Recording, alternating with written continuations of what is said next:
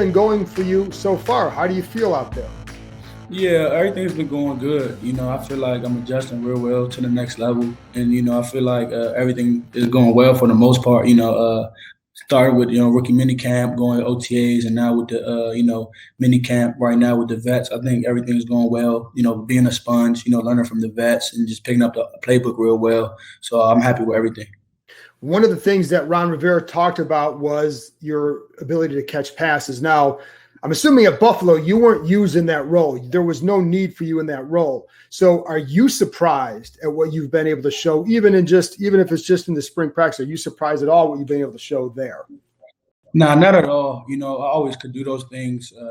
At Buffalo's more the system. They wanted me to be the bell cow. Right. And, I did that, and there was countless times where I went to the offensive coordinator at Buffalo that said I wanted to be part of the, passing game because I could do those things. Ever since high school, I was an athlete. I did it all. And so I'm not really surprised. This is nothing new to me. I can kind of, run in between the tackles and be versatile in the passing game. So. And with the passing game, the protection is a big part. And then, obviously you have good hands. But what are some of the other keys that they've told you to being a good player in that role in the NFL? Yeah, really. They knew, Coach Jordan. He knew I can run the ball. They all kind of knew that. You can see that on tape. But they were very surprised. That I can catch the ball like that. So I think the third step is right now is showing them, when training camp comes around, that I'm a willing blocker. I'm an all around. I'm not just a two step. I can do all three. I'm an all around back, and I can really do it all. So just showing that when training camp comes around, and I think that would be good to show. When training camp comes. Everybody always everybody always focuses on your size. And I'm going to ask you about that because it's part of your story and it's why you're where you're at, because you play a certain way, probably because that. How much has that helped you get to where you are now? Yeah. Everyone talks about it as a negative, but it seems like it's been a positive for you in terms of how it fuels you. Yeah, definitely. That gives me that chip, just that when people talk about my size, like I said, it gives me that chip on my shoulder. And it's crazy that people, still talk about, the size thing when there's guys that came before me and have done it. A good mentor I have, in my corner right now, Maurice Jones-Drew. I talked to him very, very well, and he wasn't that big, and I feel like it's kind of advantage. It's hard for defenders to tackle me because I have that low center of gravity, so I use it as an advantage more than anything. And I was going to ask you that, and I'm only 5'9.5", and I always say a half because I'm proud of that half, right? So, and I have sons, and I would always tell them use your size, even if you're shorter, to your advantage. So, what other ways do you use it to your advantage? Yeah, like I just said, low center of gravity, hiding behind those big offensive linemen and things like that. And I feel like defenders really don't know, how to tackle me because, I'm so compact and, so low to the ground. It makes it very difficult. So I think, like I said, that's advantage and positive in my favor. What else is Maurice Jones-Drew? What has he worked with you or talked to you about that has really helped? Yeah, just really, when I was down there, training at Pete Marino, he was down there. He was saying, just give me, advice, just telling me, it's really about your routine. Once you figure out your routine, you just keep mastering it, each and every year, and really take care of your body because the best ability is availability. And he was just giving me these things like that. And he's like, once you get your opportunity, never look back and, always, be willing to play special teams and just be a football player. And, and I feel like I have done that. I'm willing to do that. I'm willing to play special teams. I'm willing to do whatever, to show the coaches why I belong here, in Washington. And it's funny because your special team stuff, I remember reading a story about after one of your big games at Buffalo that the next practice you're out there on kick coverage. Why? And I know you probably know what I'm talking about, but why did you want to do that? Even at that point, did you know that this is something I'm going to have to show, or what was the thinking behind that? Yeah, I guess you could say that, but I just me being a football player, I don't look at myself, as just a running back. I'm a football player. I'll do whatever it takes to help the team win. If it's running down kickoffs or, on punt or in the block on punt return, whatever, wherever it takes. And that's just my mindset I have. And I feel like, that what separates me from a lot of guys is my mindset. So that was just the reason for that. I'm just a football player ready to, work. Do you ever feel like you've been able to not have to prove? I mean, everybody's got to prove himself at some point, but Chase Young is your best friend. I mean, like, he's in a different category than most people are. Have you ever felt like you didn't have to show or prove what you could do or have to earn it? Yeah, I feel like I've been doing this all my life. That's why it's kind of just like deja vu to me. It's nothing. Yeah, I've been here before, and it's more not even proving others, wrong. It's just proving myself right at the end of the day. But like I said, I feel like I've been here. It just feels right to me because I've been here before, if that makes sense. But it feels right, and I love every day I go, I want to get 1% better each and every day. And I just love, showing up to facilities and, I'm grateful for the opportunity. And then Ron Rivera mentioned Darren Sproles is another one. Have you studied guys like him? Have you watched film of guys like that just to see what they did? Yeah, absolutely. Darren Sproles is another guy, one of my all-time favorite, running backs, and definitely, a guy like that, it shows that, size doesn't matter. If you're a mismatch, for the defense, you can be used. And, he went on to play 14 years. And that just shows that, you can play, it doesn't matter about size, but if you can play, you can play. You had 2 games, you rushed for 409 yards. And I think, what was the other one? 301. You have 8 touchdowns in one game for another. What's that feel like when you're in a game having those kind of games? I mean, those are 2 games where most people have that for their career or for a season. What was that like? Yeah, man, it was unbelievable. Unbelievable day. Especially the 8 touchdown one. I feel like that was very historic. Not just how it happened. I was wearing number 41. I usually wear 26, so I had to wear 41 because there's a great transition at Buffalo. One of our passing teammates, Solomon Jackson. The coaches picked someone to wear that number, and I was wearing that number. And that night, I just wanted to, represent his number. That's all I was thinking about, and I could say I made him and his family proud. So, yeah, I would think so. Does it feel surreal when you're having a game like that? Because, again, 400 yards and 8 touchdowns. That's a few. That's even for great running backs like in college. That's a couple good games, not one. Yeah, no, it's definitely unreal. And not even just transition to the next level. Here, in college. I was the bell cow. I got 30, 20, sometimes 38. I don't even need all that. I don't need 30 carries. I can, be good with, 5, 10, things like that. So it just, I can do whatever the team needs me to do. How would you describe yourself as a runner, and what makes you a good runner? I feel like, the biggest thing I make people miss, it's very rarely the first defender, brings me down. I can get the tough yardage, even despite being this size, I can, like I say, I can be the hard runner, I can make you miss, I can run past you. And I feel like that just makes me, dangerous. And I'm an asset in the passing game, because I showed it, and I just feel like I'm just a all around playmaker. I'm not just a running back, but I'm just an all around playmaker. And, and again, I hate to harp on the size, but it is, because again, part of you, but like at your size, not a lot of guys. And I'm sure there's a pride thing when you say, hey, I'm doing something not very many people can do, especially at my size. Why do you love football so much that you wanted to keep pushing and to show everybody what you could do? What is it that you like so much? Yeah, I feel like just the competitive edge, the competitive atmosphere, and just, that hard work and determination, having passion. And like you say, just proving myself right, to the critics and that's really why I love playing football, because I've been an underdog all my life and it's never new to me. What did you learn from your parents? Because your dad was a big time running back, linebacker. Your mom was, I think, a state track champion. That's some pretty good genes there. And I know your mom worked you hard. So what did you learn from? And we'll get to that in a minute. But what did you learn from them? Yeah, my dad, he was kind of the laid back one. He didn't really, push me or, what I'm saying. He was just he was just the one to use just for encouragement.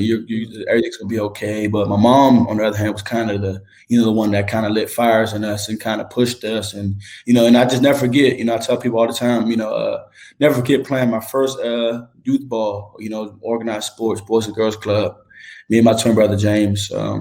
And we're in the championship, and James is playing. I really didn't, I didn't play at all. My first year of playing football, organized football, And, you know, everybody's cheering and I'm over there, you know, in the corner, you know, feeling sorry for myself, crying. And, you know, my mom kind of yanks me up and tells me stop feeling sorry for yourself. You're not good yet. You have to get better. And I would never forget that, you know, and that always something that's always stuck with me to this day. I mean, that's like not every parent does that either. And so but you can tell when somebody knows what buttons they have to push. What were her workouts like for you guys? What did she have you guys? Because didn't she like take you guys out to the park and do things like that? What'd she do? Yeah, well, she'll have us on the track, you know, on running, you know, doing track workouts, you know, running through trails, and I was really, you know, at a young age, you know, getting up with my sisters played, you know, AAU should take them to the court and, you know, she'll take me and James to either the track or run around the trails. So. How much, I mean, would you guys do those all the time? I mean, how often would you do those? Oh yeah, we would do those all the time, you know, all the time, probably, you know, every weekend, you know, we'd go out there and she'll have us do a running workout and things like that. So. And how much do you look back? Do you guys look back on those and laugh now? What do you think? Oh, no, we definitely, you know, look back, you know, when everybody's around and definitely look back on those and just laugh. But all at the same time, you're just appreciative and just thankful, you know, because I wouldn't be, you know, who I am without, you know, her or my dad. Absolutely. And, you know, the other thing, too, is your twin is still in college, correct? Yeah, correct. So what's that like? Is this will be like the first time is this the first time you're separated, really? Yeah, really. Yeah, definitely. I mean, going into a decision, you know, he was the first one to tell me you need to leave, you know. Just because, you know, how everything was. He felt like Buffalo, you know, was running me to the ground. And I just, you know, I felt like it was right, too, because I feel like, you know, if they wasn't going to use me in the passing game, I wanted to show that, you know, that I can do those things. Just, you know, the coaches didn't need me for that.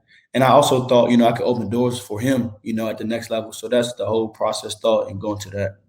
And you feel like you can do that for him? Yeah, for sure. I feel like I can definitely open some doors for my brother, you know, so he can achieve his dreams as well. And then I think your coach at Buffalo called you the best practice player he's ever coached. When you look back on it, what things would you do in practice that maybe others weren't doing? Yeah, just finishing. You know, I finish everything. You know, I finish everything and I give everything go 100%, you know, it doesn't matter, you know, if I had a bad game or a good game, you know, I'm going to practice hard because if you practice hard, the game makes games easier. And that's what I always thought. And, you know, just being at Buffalo just really helped me become a pro at practice, you know, just really, you know, attention to details, you know, finishing every drill, you know, going harder every drill and things like that. So what point last year, because a lot of times there's a game where you just say like, this is just different. I feel different. When you maybe feel like I'm ready for that next level? Was there a game? I know with the big numbers and all that, but was there a game? Was there a play? Was there anything that kind of stood out in your mind that said, I'm ready for the next level? I mean, it was probably just that whole season, you know, and then, you know, Chase, you know, he was like, man, you can definitely, just hearing him telling me, man, you can definitely play on Sundays, you know, and I was like, man, I know I can. I just need an opportunity. You know, I never was a guy that, you know, I feel sorry for myself because I went undrafted. I'm a guy that just needs an opportunity, and I'm gonna make the best of everything I get. So, and then with Chase, what was it like playing with him? I mean, first of all, how long have you known him? Yeah, we've been knowing each other since middle school. You know, so a very long time. You know, when we first both attended, you know, St. Vincent Pallotti, you know, their little summer workouts. Yeah, I heard about those.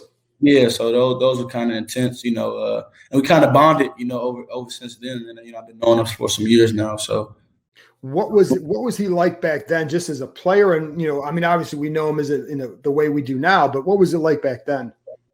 Yeah, you know, I feel like he's the same to me, like, and it's crazy. Like he's just the same, you know, goofy person, you know, back in 8th grade, you know, very has a great personality.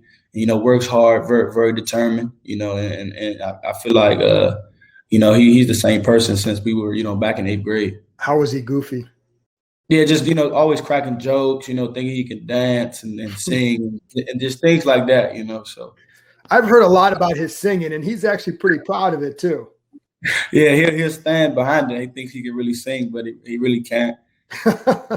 As a player, what do you remember about him back then? What did you see in him back then? Even I think it was 2 years you guys played at Pallotti. What did you see in him as a player at that time? Yeah, I mean, we had a coach, you know, Justin Winters, And he kind of like he told us, he was like, yeah, like Chase he gonna bring all the colleges to St. Vincent Supply, which we already knew just because we seen his dad, his mom, and I'm like, yeah, this kid's gonna be tall. And it was just a game. I think it was 10th grade. We was playing against ASCS, and I think he had like 4 sacks. He had like a pick 6, and that's when like, yeah, he gonna be something special, you know. And then, you know, everything worked out for the best. So you're not surprised to see what happened when you went to Ohio State now? Not surprised at all. Not surprised at all. And you know, was he always seemed like kind of a humble guy about things too. Was it the same way back then? Yeah, same back then. You know, very humble. You know, doesn't come off cocky. He's confident more than anything, and I feel like that's what you need. You know, to have confidence to play in this league. So. And how did he help you? And maybe how did you were there some things that you helped him with just over the years? Yeah, he just helped me, you know, just telling me what to expect, you know, adjusting, and just him, you know, having my back, you know, him vouching for me. That just gives me the ultimate confidence why I belong, and you know, and me just helping him, just, you know, like just keep going, you know, never get you know, satisfied, which I know he won't, but sometimes, you know, I just got to remind him, you know, just remember what you're trying to achieve at the end of the day. Yeah, and it's got to be cool for you guys, whatever happens this year, to be on the same field right now together. No, that's definitely cool because it feels like home. You know, just having you know, one of my closest friends, one of my friends call a brother. You know, it feels like home. Do you have a favorite Chase Young story from back in the day? Maybe something that you'd rag on him for or anything, or? I mean, we had like a little we had a team meeting back in high school. And I think we had like a freshman talent show, and he was like imitating the coach or something like that. And it was the funniest thing he did. It was kind of hilarious. I wish we still had the video. I think we actually might have that video, but it was kind of funny though. He's got a good sense of humor, it seems. Yeah, no, he definitely does. You know, it always laughs when we're around each other, you know, off the field and, you know, hanging out and stuff like that. Last thing. So what are you looking forward to most about training camp? Because, you know, that's the next big step. Honestly, man, just put on the pads. You know, again, you know, I'm just ready to. That's it. Just really putting on the pads again, and you know, and really getting to it. You know, getting to work. You know, start. You know, getting getting ready for preseason and things like that. That's the most, you know, biggest thing. And I apologize. You were a communication major in college. What do you want to do with that? And is there anything that you had in mind with that? Yeah, so I was a communications major, and I was a health and human service major with a minor in youth counseling. But after you know, our playing days, I want to become a counselor. You know, whatever, probably in the school, because I just love, you know, helping people out and, you know, just helping people through their problems. And I feel like I just get that from my mom. She was an educator, and you know, she's a principal, right? Yeah, you know, and even I already told my mom I want to, you know, open up schools, you know, in Maryland and in Buffalo, where I played at eventually. So good for you, man. Listen, you can serve if you can hit this here, there have been a lot of people looking up to you, and that helps what you want to do even more. So good luck with all that, man. Thank you so much. Really appreciate it. All right. Thanks, Jared. I appreciate it, man. All right. Thanks for having me.